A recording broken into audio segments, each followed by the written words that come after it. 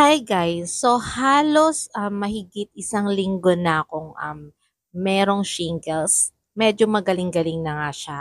Kaya yan, naisipan ko munang magtupi-tupi ng damit ngayon. Ngayon, ipapakita ko sa inyo kung ano na itsura ng shingles ko after ng 7 days na mahigit na 7 days. Ayan siya guys. Yan, pinakita ko yung isang video. Yan, nasa baba. Tapos habang ako naman ay tutupi ng damit. Ayan, medyo tuyo-tuyo na siya, medyo magaling-galing na, tapos nagbabakbak na rin siya, tapos nagbabalat-balat na rin siya, parang nagkakaroon siya ng panibagong balat. Pero sa tingin ko guys, naku naman, magkakaroon ako ngayon ng peklat. Pero sana naman magamot pa siya or maalis pa siya pagdating ng panahon. May times na medyo sumasakit-sakit siya pero hindi kagaya noong bago-bago pa lang na halos hindi siya humihinto. Ngayon, may times na sasakit, may times na hindi. Pero kaya ko naman na yung sakit hindi kagaya nung una na bago pa lang siya. Sobrang sakit talaga na kailangan ko talaga uminom ng gamot.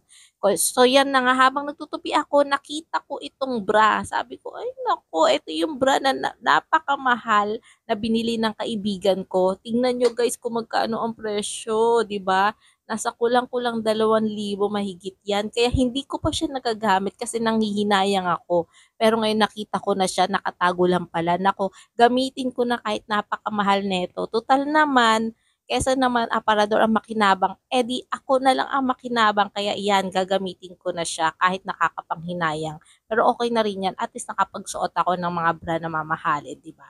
So yan na nga guys, nag-iisip ako kung saan ko ilalagay yan. Kung ngayon ko ba susuotin yan o mamaya o mga susunod na araw, bahala na. Basta ako nagtutupi yan, itatabi ko yung bra na yan dahil pag kailangan ko, gagamitin ko na siya.